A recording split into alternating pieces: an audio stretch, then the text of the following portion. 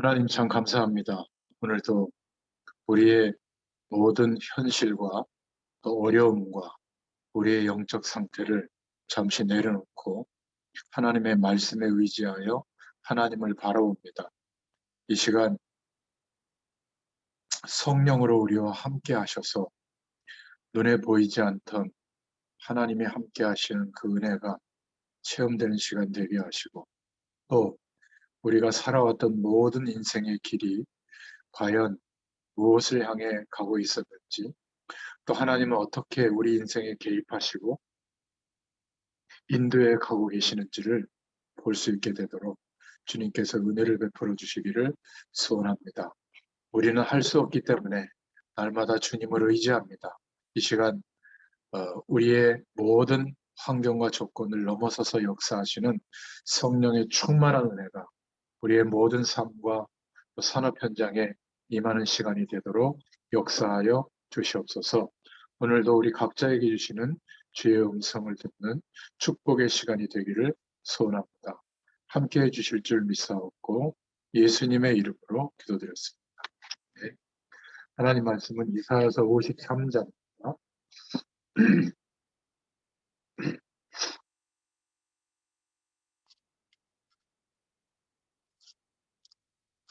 이사야서 53장 1절부터 6절까지 우리의 목소리로 공독하겠습니다. 우리가 전한 것을 누가 믿었느냐? 여호와의 발이 누구에게 나타났느냐? 그는 주 앞에서 자라나기 연한 순 같고 마른 땅에서 나온 뿌리 같아서 고운 모양도 없고 풍채도 없은즉 아름다운 것이 없도다. 열심을 받아 사람들에게 버림받았으며 간고를 많이 겪었으며 질거를 하는 자라. 마치 사람들이 그에게서 얼굴을 가리는 것 같이 멸시를 당하였고 우리도 그를 이히 여기지 아니하였도다. 그는 실로 우리의 질고를 지고 우리의 슬픔을 당하였거늘 우리는 생각하기를 그는 징벌을 받아 하나님께 맞으며 고난을 당한다 하였노라. 그가 찔림은 우리의 허물 때문이요 그가 상함은 우리의 죄악 때문이라. 징계를 받음으로 우리는 평화를 누리고 그가 채찍에 맞음으로 우리는 나음을 받았도다. 우리는 다 양 같아서 그를 행하여 각기 제 길로 갔거늘 여호와께서는 우리 모두의 죄악을 그에게 감당시키셨도다. 네, 오늘 이 말씀을 통해서 그리스도의 낮아지심이라는 제목으로 함께 은혜를 나누겠습니다. 산업 현장에 부르심을 입은 하나님의 사람들은 모든 것을 은혜 받는 중심으로 방향을 잡을 때 길이 보이게 됩니다. 왜냐하면 세상 사람들은 전부 목표를 정해놓고 과정이 전부 싸움과 경쟁이죠. 근데 우리는 과정도 기도입니다. 과정도 하나님의 은혜 속에서 지금 진행되고 있거든요. 어려움과 갈등도 하나님 바라보는 전부 내용들이에요. 세상을 움직였던 산업인들, 하나님의 사람들은 전부 그랬습니다. 그래서 정말 기도해야 될 때가 아닌가 그렇게 저는 생각하고요. 성삼위 하나님은 지금도 살아 역사하고 계십니다. 그래서 하늘 보좌의 축복으로 역사하시는 그 은혜, 내가 세상에서 알 수 없었던 시공간을 초월하시는 하나님의 역사와 그 응답이 우리에게 임해야 돼요. 내가 이것을 정말 구하고 우리 안에 실제가 되어지면 하나님의 창조의 빛이 우리 인생과 모든 현장에 나타납니다. 그러면 첫사람 아담과 하와에게 허락해 주셨던 하나님의 형상이 우리에게도 정말 회복되거든요. 그리고 하나님의 생명력, 모든 피조물들에게는 그냥 피조물로 있었지만 인간에게만 그 코에 생기를 불어넣으시고 그렇게 되니까 그 인간이 하나님이 보실 때 하나님 앞에 생명이 된지라 창세기 2장에 보면 나와 있잖아요. 그럴 때 에덴이 축복이 되는 겁니다. 그렇지 않으면 에덴은 답답한 감옥이죠. 뭐 약속을 꼭 지켜야 되고 말이죠. 그리고 날마다 하나님 바라봐야 되고 또 하나의 아마 부담스러운 어떤 틀이 될 겁니다. 그런데 이 성삼위 하나님의 축복이 임하니까 우리 인간을 창조하신 그 축복이 복이 되는 겁니다. 그래서 거기에서부터 이제는 우리의 달란트, 우리의 산업, 우리의 기능이 해석되어야 될 줄로 믿습니다. 그래서 하나님이 역사하시는 인생, 하나님이 역사하시는 교회, 하나님이 역사하시는 우리의 업이 되어야 될 줄로 믿습니다. 많이 늦은 것 같아도 하나님은 이 축복이 우리에게 실제가 되도록 지금도 인도하시는 것을 저는 확신하고 있어요. 그래서 정말 이 속에서 한번 주님 바라보시고 정말 전심으로 기도하는 시간 가져보시길 바랍니다. 제가 오늘 새벽 기도를 인도하면서 또 남아서 깊이 기도하는데 많은 은혜들을 하나님이 주시더라고요. 그러다 보니까 1시간이 휙 지나간 거예요. 그래서 이렇게 나오려고 보니까 아무도 없어. 막 찬양은 계속 나오는데, 참, 성전에서 또 그렇게 아, 조용히 깊이 기도하니까 굉장히 또 다른 은혜를 하나님 주시더라고요. 제가 이번 한 주일 동안 새벽에 이렇게 말씀 심부름을 하고 있는데 굉장히 제 자신에게도 중요한 치유가 되고 회복이 되는 그런 축복을 허락해 주실 것 같아요. 여러분도 마찬가지입니다. 이제 2021년도 우리가 뭐 시간에 매어서 사는 건 아니지만은 2021년도도 그렇게 많이 남지 않았잖아요. 근데 이 시간만 해도 충분합니다. 하나님은 언제든지 창조의 축복으로 역사해 주세요. 그래서 우리가 정말 위에서 내려주시는 하나님의 은혜로 채워질 수 있는 기회를 주고 계십니다. 왜냐하면 그 은혜가 아니고는 아무도 변화시킬 수가 없습니다. 아무것도 우리의 현실과 산업 현장의 문제를 개선해 나갈 수가 없는 것 같아요. 그래서 하나님은 주님을 바라볼 수 있도록 정말 이유와 한을 우리에게 주시는 줄로 믿습니다. 서론으로 부탁드린 그 내용을 꼭 생각하시고 우리 목회자들의 약점은 뭐냐면 막 사역을 성공시키고 목회를 잘하고 설교를 잘하고 막 제자훈련을 잘하고 이런 거를 많이 신경 쓰거든요. 저도 그랬습니다. 저는 지금은 많이 바뀌었어요. 저의 하루의 모든 사역이 목표가 아니라 모든 하루의 삶을 통해서 주님과 하나 된 자로 사는 것, 이게 제 목표예요. 그러니까 주님의 생명으로 그 은혜로 풍성한 축복으로 살아가는 것. 이 중심을 갖다 보니까 목회자로서 갖고 있는 격가지들이 보이더라고요. 그러니까 가지치기가 되는 거예요. 그때부터. 궤도 수정이 되는 거죠. 하나님이 원하시는 자로 세워질 수 있는 축복을 받고 있습니다. 예수 그리스도의 풍성한 생명으로 살지 못하는 이유가 뭐죠? 주님을 바라보지 않기 때문이에요, 결론. 다른 거 바라보고 있는 겁니다. 그게 나빠서가 아니라 정말 비참한, 저는 비참한 상태에 너무 오랫동안 있었거든요. 그래서 다시 그 상태로 돌아오고 싶지 않아서 견디기 위해서 주님을 바라봤는데 지금은 바뀌었어요. 그 풍성한 하나님의 생명으로 살아가는 은혜를 경험하고 보니까 이 중요한 축복을 이제는 누리고 싶어서 하루의 모든 삶의 내용이 이제는 하나님의 손에 들려진 수단으로, 도구로 저는 알고 있거든요. 그래서 또 어려워져도, 또 문제 가운데 놓여져도 저는 이 중심을 바꾸지 않을 생각이에요. 여러분도 산업 현장에서 이 은혜의 축복을 회복하는 그런 올 한 해가 되시기를 예수님의 이름으로 축원드립니다. 오늘 이사야서 53장 1절부터 6절 말씀을 우리가 함께 읽었는데요.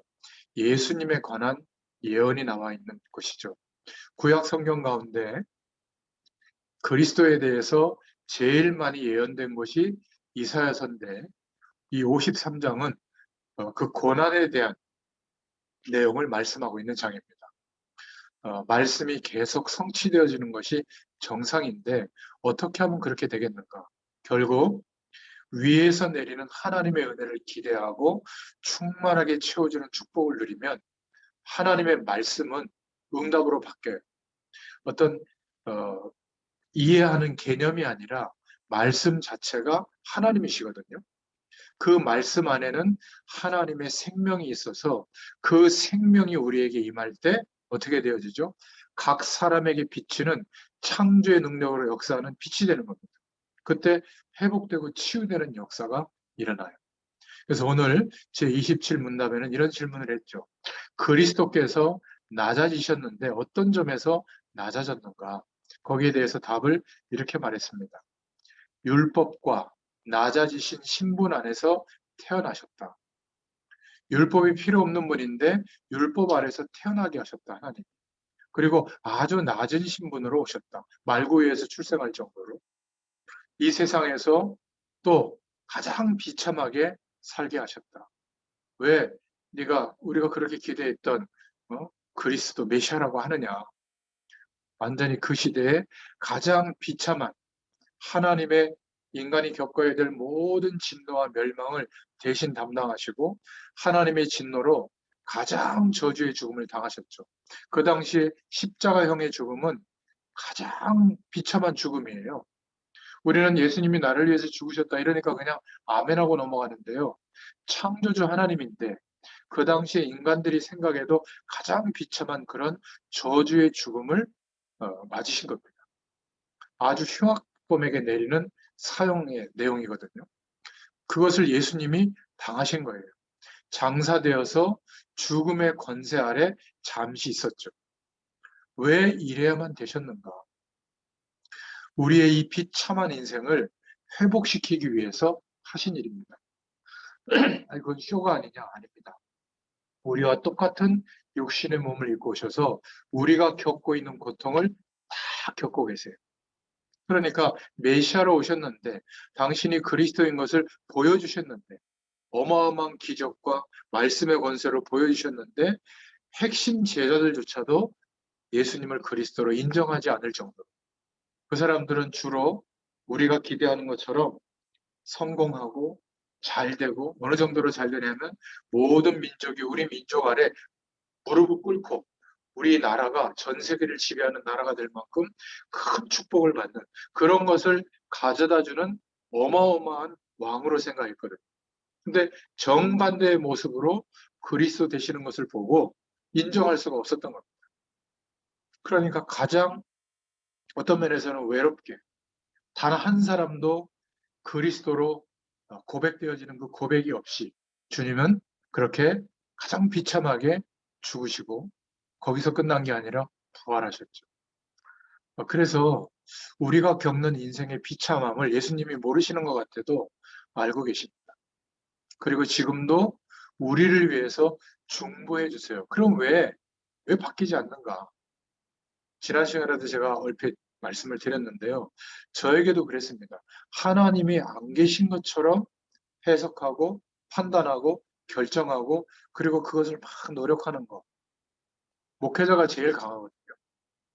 그래서 어려운 겁니다. 그것을 어렵다고 얘기할 수도 없어요, 목회자는. 어렵다고 얘기하는 순간 더 이상 성도들은 그 말씀을 안 듣죠. 그러니까 아닌 것처럼 하지만 어려워요. 그러나 정말 그 어려움이 기회가 되는 거죠. 정말 하나님 바라볼 수 있는 기회가 되는 거거든요. 사실인가? 하나님의 말씀이 우리에게 정말 맞는가? 저에게는 3년 한 6개월 정도의 시간이 있었습니다. 처음에 동북교에 와서 이렇게 추운 겨울 시작될 때 그때 갔는데 9시에 그 논두렁 밭두렁에 조그만한 교회로 그때 있었거든요. 막 벽에서 바람이 막 들어오는 온풍기는 켜 있는데 얼마나 추운지 덜덜덜덜 이렇게 떨면서 기도도 잘 안 나와요. 너무 답답하고 힘들면 그냥 주님 이러고 막 하염없이 울고 있고 말이죠. 하나님 바라보고 있는데 누군가 이렇게 등을 탁탁 두드리고 가는데 그게 우리 목사님이셨어요.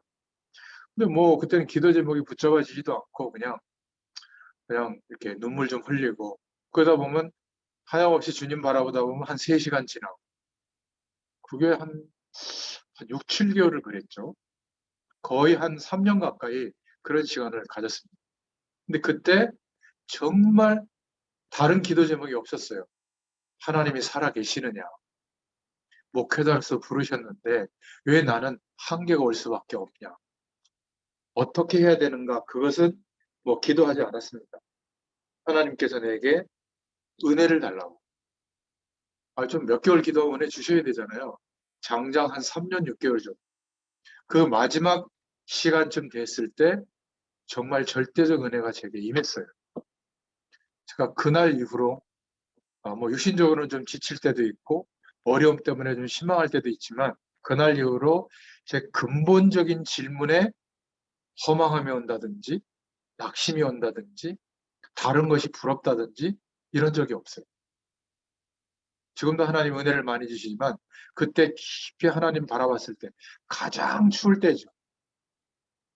인생에 있어서 불도 잘 이렇게 두렵더라고. 어떻게 전기세 내지?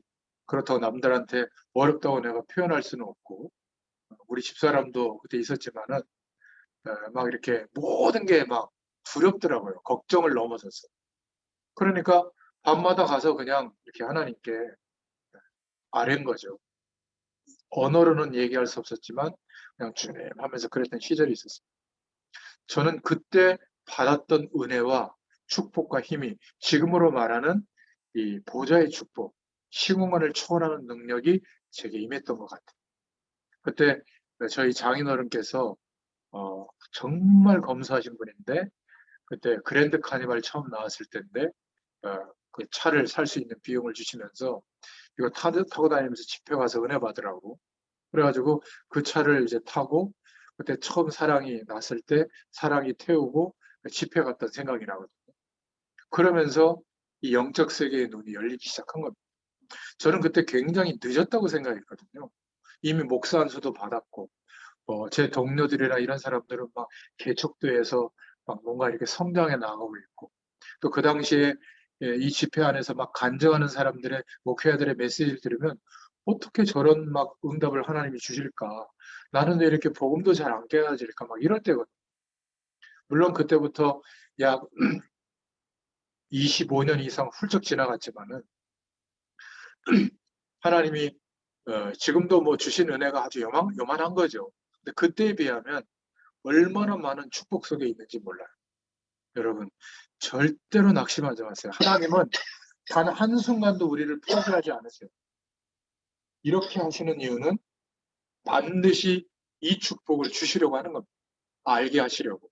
각자의 사명의 그릇과 하나님의 인도하심의 방향이 달라서 그렇지 이 근본적인 하나님의 은혜와 축복은 반드시 체험시켜 주십니다. 이 사실을 믿고 생각하시기 바랍니다. 그래서 사람들은 왜 고난당하는가? 눈에 보이는 고난도 있지만 눈에 보이지 않는 고난도 있거든요. 이 문제를 해결받아야 됩니다. 예수 믿는 사람이 많은데 이 많은 예수 믿는 사람들이 다 괜찮을까? 계속 어려움 당하는 사람들이 많습니다. 질병, 가정 문제, 경제 문제, 각자의 어떤 처한 입장이 다르지만 이런 문제들을 해결할 수 없는 사람들이 너무나 많아요.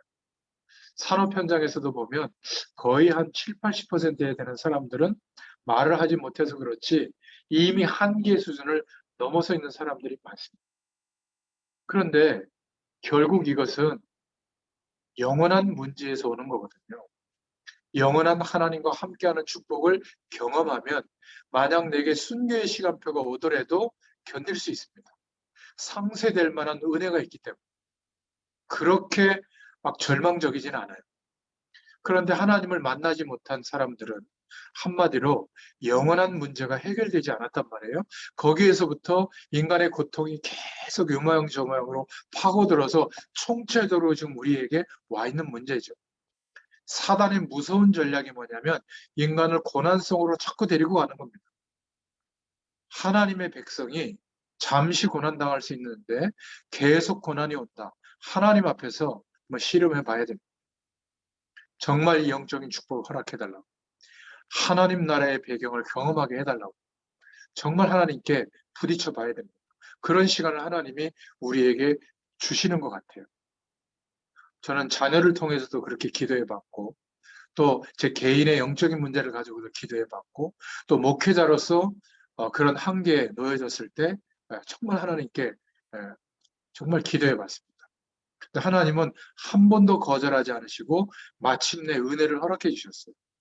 사단은 말세가 가까울수록 더욱더 고난을 가지고 사람들을 혼란을 줍니다. 마치 끝난 것처럼. 절대 아니에요. 만약에 우리가 정말 끝났다면 그때는 하나님이 기적을 베풀어 주실 거예요. 절대 두려워하지 마십시오. 내 현실을 기도하면서 계속 도전해 보세요. 하나님께서 역사해 주실 겁니다.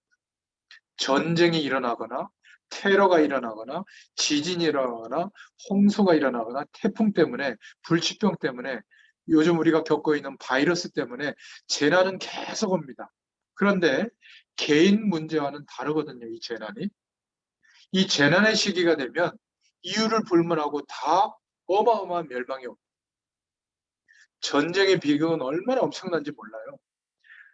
학도병으로 끌려가가지고 국군포로가 돼가지고 40년 만에 탈출해서 국가에다가 우리 대한민국 대성안에다 전화했는데 법이 없다고 거부당합니다.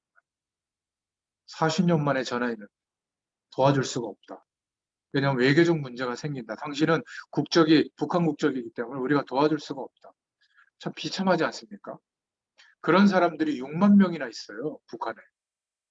근데 아무도 이 사람들에 대해서 관심을 갖지 않아요.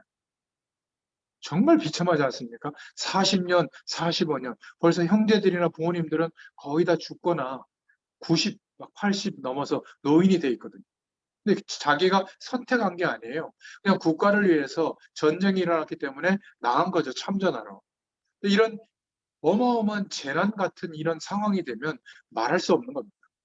지금도 동시대에 우리가 살고 있는 시대에 재난이 덮친 종족 간의 전쟁이 있거나 또 부족 간의 전쟁이 있거나 종교적 싸움이 벌어져 가지고 지금 난민 상태로 있는 사람들이 어마어마한 숫자입니다. 전 세계에서 구호 물자를 보내주지 않으면 한 달 안에 다 죽는 인구가 엄청나게 있거든요. 거기 아이들은 계속 태어나고 있습니다. 우리는 살을 빼냐 안 빼냐 이거 고민하고 있는데 그들은 정말 심각한 기아 상태거든요. 이런 재난이 어마어마하게 끝이 나지 않고 계속되고 있어요. 그런데 왜 해결되지 않는가? 사람들은 해결해 보려고 노력해도 안 되니까 해결책을 찾는데 틀린 해결책을 찾고 있는 겁니다. 사도행전 13장에 나오는 무속인들이 제시하는 영적 현상을 경험해야 되는 것처럼 또 점수를 쫓아가거나 사도행전 16장에 나와 있는 것처럼 사도행전 19장에 우리가 만들어 오는 절차나 어떤 신앙 행위나 제도나 열심을 기울여서 그 행위를 하면 문제가 해결되는 줄 알고 그게 전부 우상의 배경이잖아요. 잘못된 해결책을 찾으니까 계속 잘못되는 거예요. 여러분, 저와 여러분은 예수 그리스도를 믿는 믿음을 주셨기 때문에 하나님이 반드시 역사해 주십니다. 이걸 믿으세요. 자꾸 틀린 생각을 파고드는 사단의 음성을 듣지 마세요.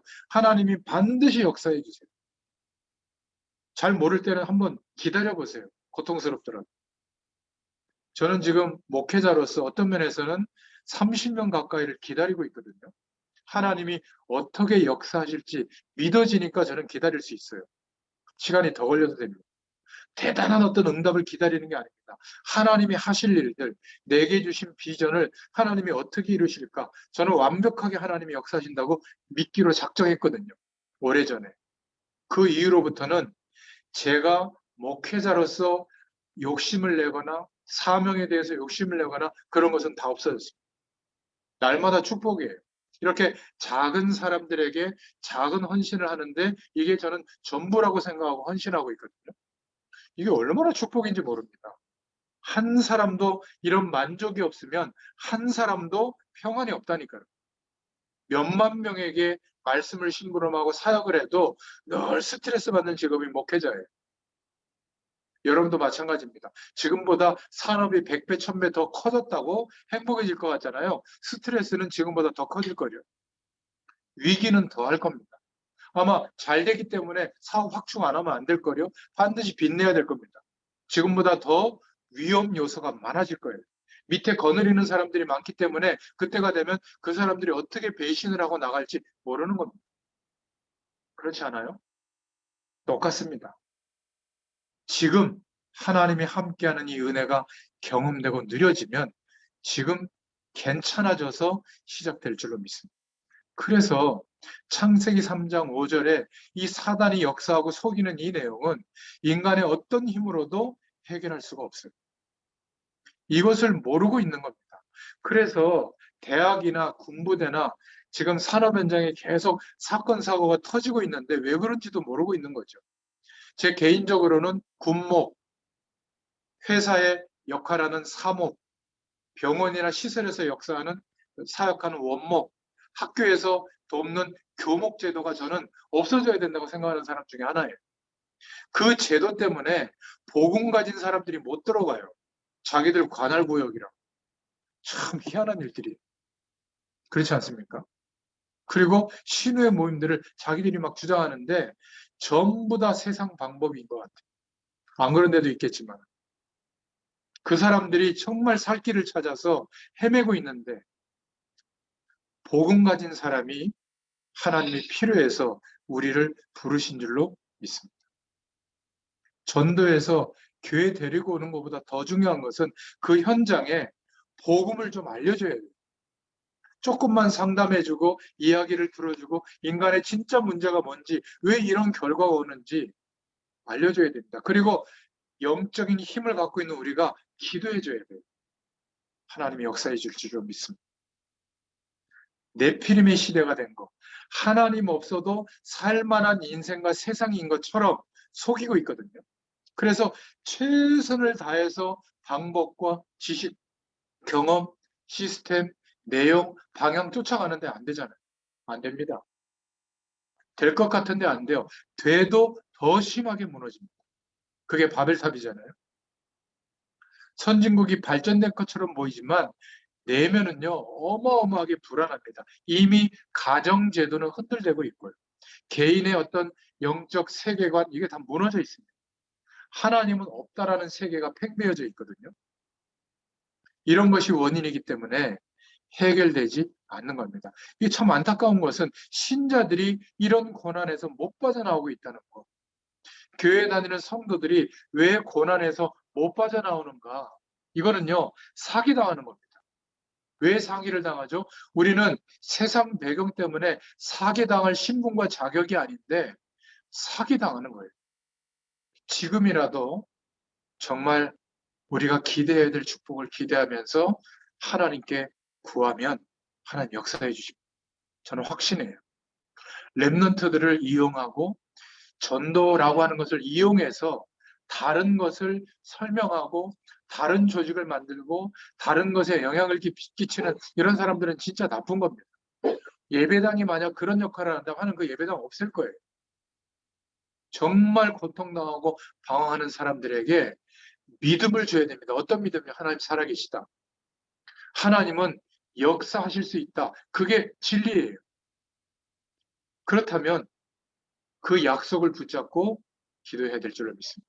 하나님 역사해 주실 거예요. 이 희망 고문이 아니라 정말입니다. 완전히 우리가 망하게 됐을 때는 더 큰 기적의 역사가 일어날 거예요. 저는 제 인생의 내용을 통해서도 확인했고 저희 아버지의 인생을 통해서도 확인했습니다. 우리 자녀들의 인생을 통해서도 제가 보고 있거든요. 그런데 자꾸 속는 겁니다. 세상에만 답이 있는 것처럼. 해결책은 하나밖에 없어요. 이 문제를 해결할 수 있는 분은 한 분밖에 없습니다. 하나님이에요. 하나님.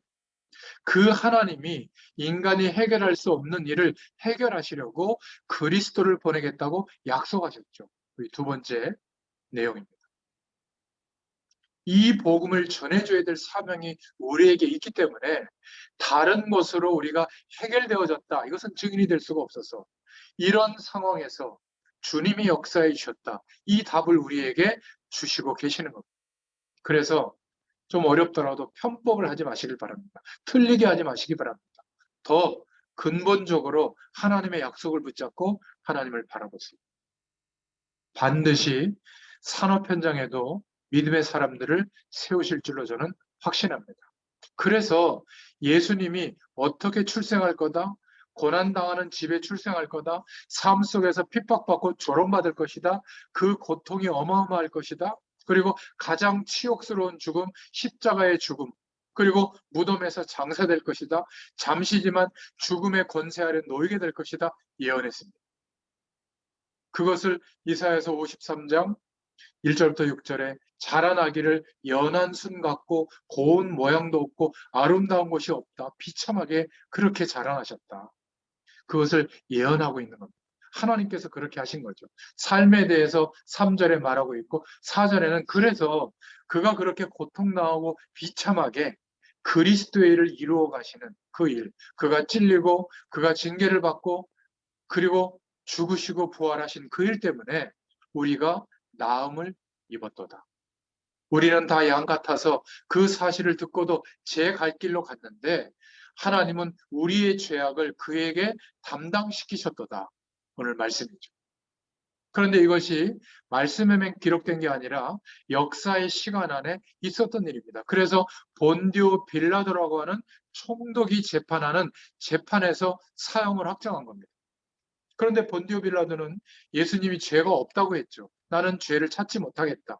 너희들이 판단을 먼저 해라 하면서 유대인들에게 판단할 것을, 지금으로 말하면 국민재판 같은 걸 하게 한 거죠. 그러니까 전부 죄인 바나바는 살려주고 예수는 십자가에 못 박으라. 그렇게 주장을 한 겁니다. 본디오 빌라도가 뭐라고 했죠? 이 일에 대해서 나는 무죄하다. 그리고 손을 씻습니다. 혹시 이 일 때문에 죄에 대한 결과가 오면 너희들이 피해값으로 책임져라. 그렇게 말합니다. 본디오 빌라도 총독 때 예수님이 죽으신 겁니다. 이것은 역사적 사실이죠. 이 사람의 재판에서 십자가형을 받은 겁니다. 구약에서 모든 예언되어진 그 내용이 이 예수님을 통해서 성취되어졌다. 그래서 고린도전서 15장 3절부터 5절에 말씀 나와 있는 대로 성경대로 죽으시고 성경대로 부활하셨다. 구약에 예언된 대로 죽으신 겁니다. 그분이 예수님이시요 그분만 그리스도의 일을 이루신 분인 거죠. 그래서 세 번째로 그리스도의 고난은 비참한 겁니다. 우리가 얼마나 절망스러운지를 깨닫도록 하나님이 기회를 주시는 것은 그리스도께서 얼마나 그 고난이 비참한 상태에서 죽으셨는지를 알게 하시는 거예요. 육신적인 고난을 말하는 것도 있지만 육신적으로도 가장 처참한 죽음이에요. 네가 진짜 유대인의 왕이냐? 모든 조롱을 다 당하면서 하나님이신데 십자가에서 처형당하는 가장 비참하고 모욕적인 죽음이죠. 그러나 영적인 눈을 뜨고 보면 이 지구상에서 가장 영광스러운 순간입니다. 예수님이 인간이 받아야 될 저주를 전부 끝내는 시간, 사단의 종로를 타는 우리를 완전히 거기에서 뽑아내는 시간, 지옥 배경 사망 권세에서 완전히 뽑아내는 시간, 언제요? 예수님이 죽으실 때. 우리가 이 사실을 믿게 된 겁니다. 이 비참함을 우리가 계속 당해야 되는데 당하지 않도록 하나님이 길을 내신 줄로 믿습니다. 불신자들은 이 축복을 모르고 당하고 억울한 인생을 살고 있는 겁니다. 그래서 우리마저 이 복음을 정확하게 전달해 주지 않으면 영영 기회가 없죠. 더 중요한 것은 요한복음 3장 1절부터 16절에 하나님의 말씀을 믿는다고 하는데 복음을 모르고 믿고 있는 종교인처럼 살고 있는 사람들. 그러니까 너무 안타까운 것이죠. 신앙 행위를 그렇게 열심히 하는데 하나님이 해방시켜 주신 이 축복은 한 번도 경험하지 못하고 늘 고통 속에 살고 있는 겁니다. 더 억울한 것, 구원받은 자가 속고 있는 겁니다. 사도행전 11장 1절부터 18절에 초대교회는 구원받고 출발했거든요. 전부 다. 그런데 왜 베드로 사도 보고 고넬료 이방인의 집에 가서 복음을 전했냐? 더 우스운 말은 할례 받지 않는 집에 왜 갔냐? 이제 구원받은 우리가 가야 되잖아요. 근데 왜 갔냐? 땅끝까지 복음을 증거하라고 했는데 왜 갔냐? 할례 받지 않은 집에. 이방인인데 그 집에서 왜 교제를 했냐? 식사를 했냐? 왜 세례까지 줬냐? 분명히 구원을 받았는데 이 사람들이 계속 자기들이 형성해 놓은 신앙의 틀, 어떤 목적을 위해서 이루어 놓은 방향, 내용 그대로 안 한다고 자꾸 그거를 더 주장하는 겁니다. 복음보다 위에 올려놓은 내용들, 가치들, 그것 때문에 섞고 있는 거예요. 그래서 고난이 계속되는 겁니다. 왜 예수님이 낮아지셨는가? 왜 이 땅에 오셨고 그 모든 멸시를 감수하시고 창조자 하나님이신데 가장 비참하게 죽으셨는가? 낮아지셨는가? 누구 때문이죠? 나 때문에. 여러분, 우리가 전도하고 사명을 감당하는 활동보다 우리의 내면이 중요합니다. 정말 주의 성령께서 나의 생각과 나의 마음과 나의 모든 것에 임하여 주옵소서. 정말 기도해 보시기 바랍니다. 우리의 몸과 영을 살리는 기도의 축복 속으로 정말 들어갈 수 있기를 축원드립니다. 하나님이 역사해 주실 거예요. 속지 말고 정말로 이 기도를 하나님 앞에 드리시길 바랍니다. 저와 여러분이 중요한 줄 알고 계속 건드리고 있는 겁니다. 여러분, 우리의 인생의 시간이 100년의 시간이 굉장히 긴 것 같은데요. 거의 모세는 80년, 그죠? 80년 고생하고 20년 동안 백성들 때문에 고생하고, 그런데 근 100년의 기간 동안 하나님께서 함께하는 축복 속에 있었기 때문에 그 인생의 결과가 가나안 땅에는 들어가지 못했지만 제자 2명을 남겼죠. 여호수아와 갈렙. 우리에게도 우리 인생을 통하여 하나님이 준비해 두신 제자의 축복을 누릴 수 있도록 우리를 인도하시는 줄로 믿습니다. 산업 현장에 제자를 두고 기도하세요. 하나님께서 여러분들을 통해서 역사해 주실 줄로 믿습니다. 자, 그렇다면 진짜 응답은 나도 모르는 사이에 옵니다. 우리의 가문의 저주, 우리의 실패가 발판이 될 줄로 믿습니다. 영적 문제가 어느 날 떠나가고 없을 거예요. 진짜 치유는 나도 모르는 사이에 오는 겁니다. 자꾸 하나님이 안 계신 것처럼 고민하다가 사기당하는 그런 어려움 속에 계속 머물러 있을 이유가 없어요. 속지 않으면 됩니다. 사단은 인격 존재예요. 우리가 어떤 상태에 있는지 알고 느끼고 있는 존재입니다. 진짜 우리가 이 복음의 축복과 하나님의 영광을 깨달으면 떠납니다. 안 떠나고 있는 것은 안 떠나고 내 옆에 있는 것, 나와 함께하고 있는 것이 낫다고 생각하니까 붙어 있는 거예요. 저 정도 수준이면 이용 가치가 있다. 이렇게 생각하니까 안 떠나고 있는 거죠. 안 된다고 알면 이 사람은 진짜 복음을 가졌구나. 예수 그리스도의 권세에 꺾인 것을 아는구나. 그러면 도망갑니다. 또 신방을 하고 해도 안 와요. 우리가 영적인 어려운 사람들을 두고 기도하고 도와줄 때 내가 정말 이 사람을 위해서 기도하고 복음 심부름 할지 안 할지 포기할지 알고 있거든요.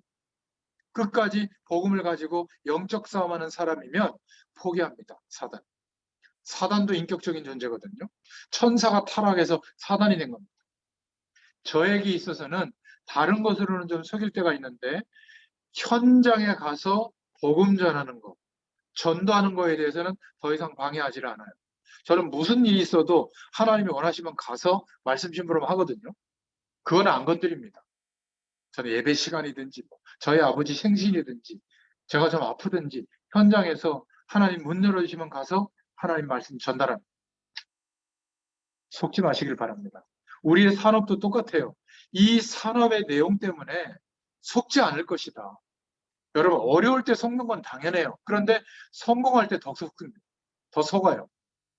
다른 사람들을 막 비판하고요, 평가하고요. 하나님이 역사 안에서 그렇다고 그러고요. 하나님이 한계로 몰아가시는 것도 역사예요. 하나님이 굉장히 많은 사람들이 부러울 만한 응답을 주시는 것도 역사예요. 왜죠? 하나님과 동행하도록 하시려고. 똑같은 겁니다. 수단만 다를 뿐이지 하나님의 손에 들려진 수단들일 뿐이에요. 우리의 진짜 축복은 뭐죠? 하나님께서 우리를 통해서 함께 하시는 주의 영광이 나타나도록 역사해 주시는 겁니다. 이 은혜를 누리시는 또 한 주간 되시기를 예수님의 이름으로 축원드립니다. 하나님 참 감사합니다. 우리는 이미 예수님께서 그리스도 되어 주심으로 죽으시고 부활하심으로 더 지불할 수 있는 가치가 없는 가장 큰 대가를 지불하시고 우리를 구원하신 줄로 믿습니다. 하나님, 정말 주님과 동행하는 것이 우리의 하루의 삶의 이유가 되게 하시고 목적이 되게 하여 주시옵소서. 연약할수록 또 어려울수록 사단은 이 고난의 내용을 가지고 우리를 속이고 파고듭니다. 모든 저주의 세력은 이 시간 예수 그리스도의 이름으로 완전히 꺾어주시고 하나님의 영광의 축복이 드러나도록 우리가 믿음을 고백하고 하나님을 바라볼 때마다 하나님께서 사실적으로 약속하신 은혜의 축복을 더하여 주실 줄로 믿습니다.